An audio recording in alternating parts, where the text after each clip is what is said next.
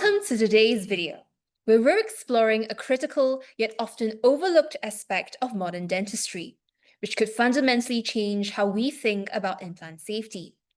I, Agatha Wong, Assistant Editor of Dental Asia, am delighted to be joined by Dr. Dirk Dudek, founder of the CleanImplant Foundation, whose groundbreaking research has revealed something quite startling. Even sterile packaged dental implants from reputable manufacturers can harbor significant contamination from the production process. Dr. Dudek's work has analyzed over 100 dental implant types from more than 20 countries, uncovering manufacturing residues that may contribute to peri-implantitis and implant failure. His foundation's independent testing program has created the Trusted Quality Seal, providing clinicians with a new standard for evaluating implant purity. Today, we'll discuss what motivated this important research, how these contaminants go undetected despite regulatory approval, and what this means for the future of implant dentistry. Dr. Dudek, thank you for joining us. Thank you, first of all, for your very good question. I could read that you, let's say, made some research about this, what we do, how we do, and why this has an impact, not only in the Asia-Pacific room, but worldwide. And I think it's a beautiful opportunity for us to spread this news to other countries than the areas than Europe and the US. I think most of the colleagues should be aware that there is something that is not okay in the field. But we still need information spread all over. So thank you for that. So, Dr. Dudek, what motivated you to found the CleanImplant Foundation, and what critical gaps in implant dentistry were you aiming to address? This is a good question. I have to look back since, I think 15 years ago, I started to analyze dental implants with a scanning electron microscope. And what I found in this early research actually let my blood run cold, because I found tiny particles all over some implants. And we could identify these particles as plastic particles. If you ask dentists around the world, I assume the majority will assume that a sterile product is per se a clean product. But I had to learn that you can very well sterilize particulate contaminants. They are sterile, though they are there. I see. So, despite CE markings and regulatory approvals, your research shows that many sterile packaged implants carry alarming levels of contamination. Why do these residues go unnoticed, and what implications does this have for clinical outcomes? You cannot see these particles on neither thin film contaminants on the dental implants, not even with magnification glasses you have in your praxis usually. In the SEM, we can see not only these, say, tiny particles, smaller than 10, 15 microns, but we also can identify them with the elemental analysis. And the thing is, macrophages take out these particles, and they react with an expression of pro-inflammatory cytokines, like, for example, TNF-alpha or MMP8. That is leading to a substantial amount of bone loss and soft tissue degradation. TNF-alpha is the switch from an osteoclast blast to becoming an osteoclast. So the switch to let bone go away around the implant. So this is the problem. And we call this, it does not necessarily mean that any dirt or any particular contaminant leads to an implant loss, but we call it the beginning of a bad ending. I see. Then, could you walk us through the scientific process your foundation uses to analyze implant purity? What methodologies and criteria are applied to determine whether an implant is clean? We always commission the analysis to accredited testing laboratories. This is important because it's not having an SEM in the cellar of a university. And so we actually ask the laboratory to unpack the implant sample in a clean room environment class 5. So this is 2 digits cleaner than the packaging of the implant itself. So we do the unpacking and the scanning in an electron microscope in a clean room. We always see the full implant. So we use a specific technique. I won't go too much into detail, but it's fascinating, actually. And I have to apologize for my passion about that topic. But we collect up to 400 single SEM frames from one implant and then electronically stitch together we see a SEM mapping image and a wonderful super high resolution, and we can actually count any material that is not intended to be there. So we could identify from the grayscale, these are plastic or foreign metal particles in the image. And with this, we are going to have more information. And then based on that, we receive the data from the laboratory and then compare this to the guideline we published in 2017. So what is a clean implant? The major problem is, until today, there is no reference, no ISO norm defining particular contaminants on any medical device, specifically on dental implants. So this is in 2017 with a board of professors like Professor Albrechtson and Vanderberg, Hugo de Bruyn, and practitioners like Michael Norton, the former president of the AO. So we have a group of 8, let's say, renowned scientists and practitioners. We came together and had a consensus paper regarding what is technically the standard, what could we expect, and what could we accept in the future based on what we see on the scanning electron microscope. Because what we see in the microscope is what the cells see. So this is we try always to have the vision of a macrophage. Is there breakfast on the implant? Is there some particles he takes up by phagocytosis? So having this threshold less than 10 particles, smaller than 50 micron. This is acceptable regarding organic material. We actually see foreign metals, unbelievable, but we see some iron, chromium, nickel particles sometimes, so stainless steel particles as a metal compound. We see remnants of the machining, some tungsten, not known to be favorable for any osseointegration. So we have, long story short, we have a threshold. We have a consensus paper, and based on that, we check the implants about their cleanliness. And this is, let's say, based on one implant sample. But to finally award an implant with a trusted quality seal, we speak later about this, we always have to find 5 implants, minimum 2 from the drawers of colleagues worldwide, and maximum 3 of these samples from the factory itself. So there's always a random sampling and no chance to kind of manipulate, send us extra clean, double polished implants to the laboratory. So we have a very good set of data then, and based on that, it's beyond it is clean or not clean, is for the award, the trusted quality seal. We have to mix the technical data, the technical cleanliness, and we need substantial information from clinical research publications about showing or proving a survival rate of more than 95% over a period of 2 years or longer. So we have a clinical success indicator and we have a technical indicator. And after 2 years, we have to repeat back to square one, and we have to collect implants again and again. It's like a stamp on the German license plate for a car. You have to bring it to a technician, check the brakes, if it's good to go for the road. So we check these implants every 2 years. And to date, we have around, I think we have 21 systems awarded from 18 companies.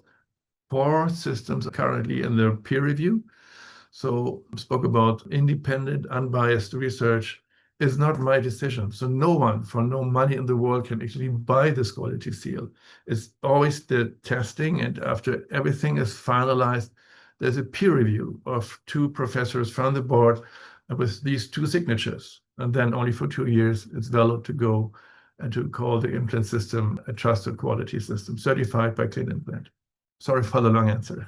No worries about it. It sounds like a very long and very thorough process. Could you also share with us the link between surface purity and long-term implant success? Absolutely. So in hindsight, what we found, we could identify even some material on dental implants, such as cell toxic residues, chemical compounds, identified by an additional technology. It's called time-of-flight secondary EMS spectrometry. Gives us an information about the chemical nature of any contamination. And we found DBSA, that is dodecyl benzoyl sulfonic acid, a very aggressive cleaning liquid, that a detergent that actually kills the cells, a remnant from the cleaning process in the factory. And we found, actually, by the way, it's rated as hazardous by the EPA, the American Environmental Protection Agency. We found just another one, DDAC10, which is a quaternary ammonium compound that is disrupting intermolecular interactions and the lipid bilayer integrity. So these are, of course, not accepted because from the chemical nature, it does not work fine. So when we identify these particles, we have a lot of plastic remnants on some implants. We invested some of our fundings in a research with the University of Zurich in Switzerland, where we added some contaminants on titanium discs. And in vitro tests, they are testing now cell viability, expression of TNF alpha and all this.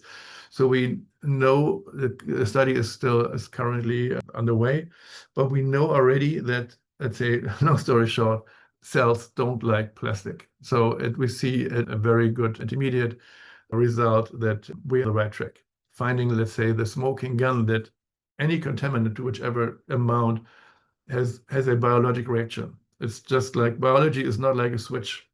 It's always about balances. For some patients, let's say these 50 particles, 20 particles are too much. And a 20-year-old basketball player might cope with this and has a wonderful immune system. So we are dealing with biology. So this from our perspective, if it's avoidable, and it is technically avoidable, any contamination, then we should expect nothing. I see. So you mentioned the trusted quality seal. How can clinicians use it to make better choices for their patients, knowing what we know about surface purity and long-term implant success? Well, it's quite easy to find out because we are 100% transparent. Any dentist can go on our website. They see we published all data on these certified, trusted CleanImplant systems. Sometimes we receive these questions: Can we trust ABC? They give us brand names, and we are not testing brands. We are testing the products. And so sometimes we see nice implant series, and another series shows room for improvement. So it's always based on the implant system, and everybody can see on our website. And if you have a problem with an implant system and you see, let's say, an unusual early bone loss, sometimes you have failure rates out of the sudden more than 10, 15, 20% in your practice based on your new system. Sometimes even the systems have inconsistency in their quality. Then you just send us an email and we check our data. And if it's a concerning finding, we will inform the colleague. And it's up to him to give this information back to the industry, back to the sales rep, and tell him, hey, you can do better because we have some information about, politely speaking, room for improvement on a specific implant system. So this is how everybody can profit from the information we have. I see. So, what messages do you have to dental professionals who may not yet prioritize implant surface cleanliness when selecting products? Well, now it's going into medical ethics. I love that topic. I love the question. So for me as a oral surgeon, I was since 15 years in 2 universities. I worked in the oral surgery departments. It's every patient, no, every dentist, no, any medical and dental treatment is always a promise to the patients that to the best of our knowledge, we are using the best techniques, having the best training on it, and using the best material. So as a dentist, we should know and not simply believe that an implant system is clean as promised by the industry. Let's say the rate is, by the way, in the last study, the percentage of significantly contaminated implant systems, no matter what size, no matter what country of origin, is some 25%. So 1 in 4 implants showing significant avoidable contaminants, particulate and thin film contaminants on the implant.